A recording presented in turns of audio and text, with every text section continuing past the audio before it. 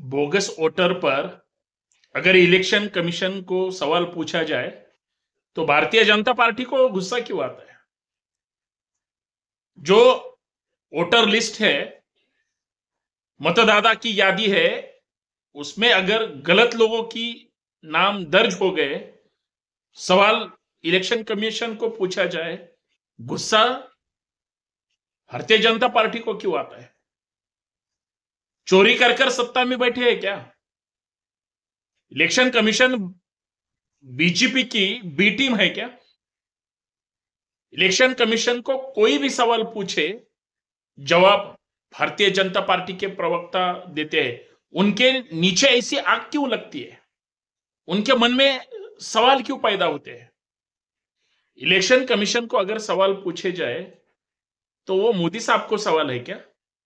वो अमित शाह को सवाल है क्या? या जेपी नड्डा साहब को है? या हर एक राज्य के चीफ मिनिस्टर को है क्या? बुरा ऐसा क्यों लगता है? अभी महाराष्ट्र में सवाल पूछा, बिहार में भी सवाल पूछे गए थे। चुनाव जब दौर चालू था, इलेक्शन कमीशन कब होगा, इलेक्शन कैसे होगा, कितनी तारीख होगी, तब की बात कर रहा हूं, 2-3 महीने पहले उन्होंने भी सवाल पूछा था, तो भारतीय जनता पार्टी के लोग बाहर आकर जवाब देने लगे। महाराष्ट्र में भी वैसा ही होता है। और आप क्या उसके साथ हो, या भारतीय जनता पार्टी के, या किसी के अंडर काम करता है इलेक्शन कमीशन? एक स्वायत्त संस्था है, उसका वो देखेंगे ना। महाराष्ट्र में अगर इलेक्शन में गड़बड़ी हुई है, मतदाता के यादी में गड़बड़ी हुई है,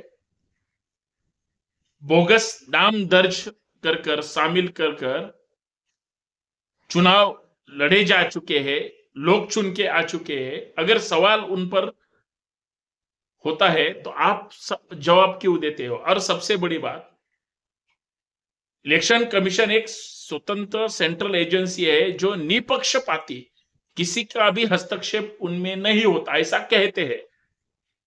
आज तो वो सरकार का ही काम करती है। प्रधानमंत्री को तकलीफ न हो, होम मिनिस्टर को तकलीफ न हो, मेंबर ऑफ पार्लियामेंट के हाउस के चेयरमैन को तकलीफ न हो, या सत्ताधारी पार्टियों को कोई तकलीफ हो, ऐसा ही काम करती है ना इलेक्शन कमीशन। इलेक्शन कमीशन जैसा काम करती है क्या? नहीं। जिनके दिल में, जिनके मन में, जिनके विचारों में खोट है, वही डर डर कर, घुट घुट कर जीते हैं। और आपकी मेरी, हर लोगों की मांग है। महाराष्ट्र के इलेक्शन चीफ को जाकर सवाल पूछा कि साहब जी, जो विधानसभा में 2024 में जो इलेक्शन हो गया, जिस पर लोकसभा के विरोधी पक्ष नेता राहुल गांधी जी ने सवाल उठाया था, 70 लाख किसे कहते हैं वोटिंग? ये 5 बजे से आगे 1-2 घंटे में पूरे राज्य में इतने कैसे नए लोग आ गए? दूसरी बात, बाहर के स्टेट के लोग महाराष्ट्र में क्यों घुस गए? और तीसरी बात, अभी आप इलेक्शन लेना चाहते हो तो फिर ईवीएम मशीन के खिलाफ हम सब लोग हैं, आपने फिर भी ईवीएम मशीन का ही समर्थन इलेक्शन कमीशन करता है। जो इलेक्शन में वोट डालने के लिए जाता है उसे समझना चाहिए, मैंने उसकी वोट किसी को दिया, किस पार्टी को दिया। वो अगर उस चिट्ठी में आता है, वही वीवीपैट आपने बंद कर दिया। अभी जो पंचायत चुनाव है, आपके नियत में अगर गड़बड़ी है तो ये इलेक्शन सिस्टम सही ढंग से कैसे काम करेगी? एक आदमी था जिन्होंने इस देश का इलेक्शन कमीशन क्या होता है, उनके कार्यकाल में उन्होंने सबको दिखाया था। टीएन शेषन नाम था उनका। इलेक्शन अब अगर डिक्लेयर भी हुआ ना तो लोग ऐसे कांपते थे। क्यों? क्योंकि नियम बहुत सख्ती से पेश आते हैं और किसी को नजरअंदाज नहीं करते। कठोर शासन, निपक्षपाती कारभार, जो दहशत थी उनकी, वो बहुत बड़ी तादाद में थी। कोई भी नेता हो, आप दायरे में रहकर ही बोले, काम करे और इलेक्शन को खत्म करे।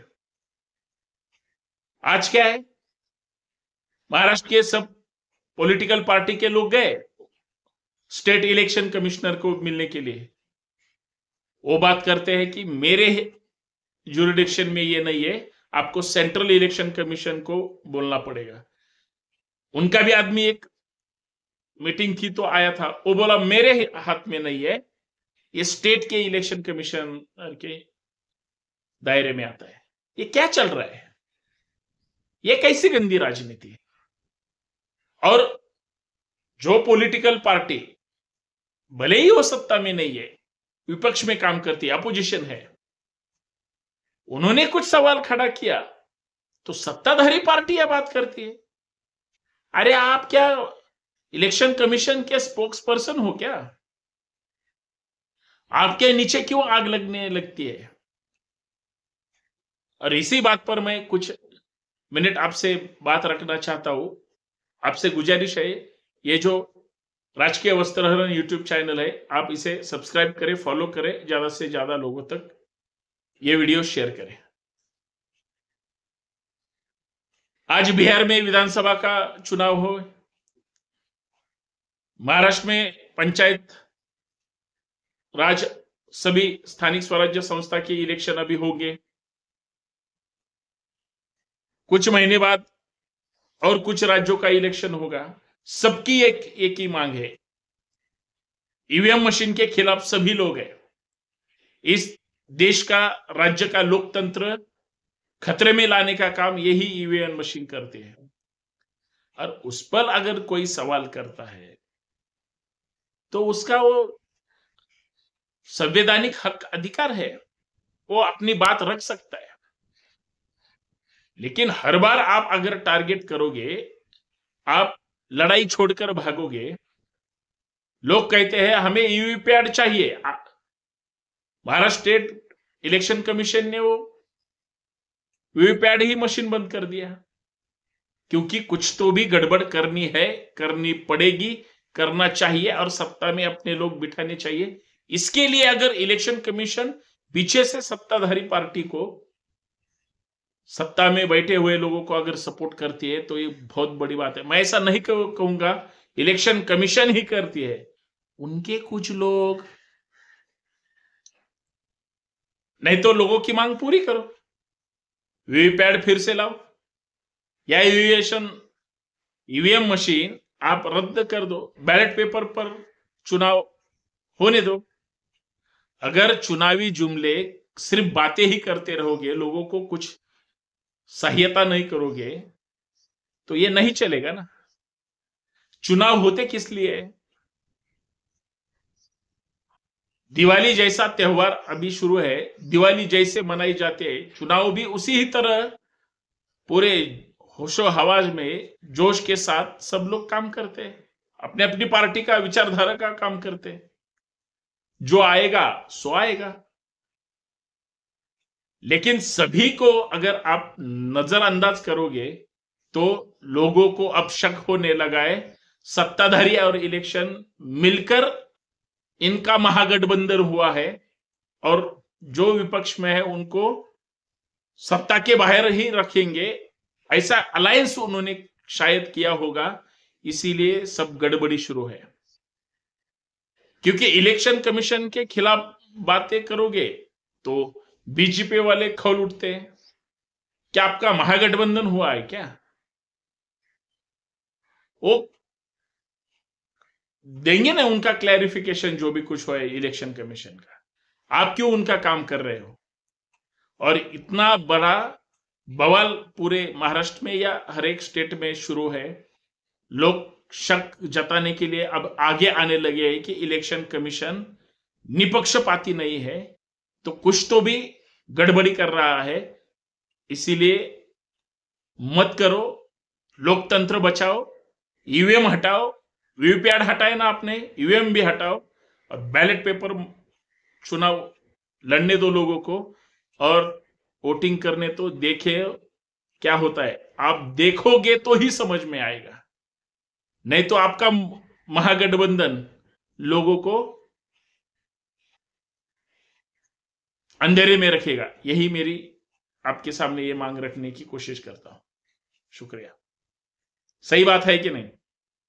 गड़बड़ी करने की कोशिश सरकार, उनके लीडर, सत्ताधारी पार्टियां करेगी ही, बाय हुक बाय क्रूक।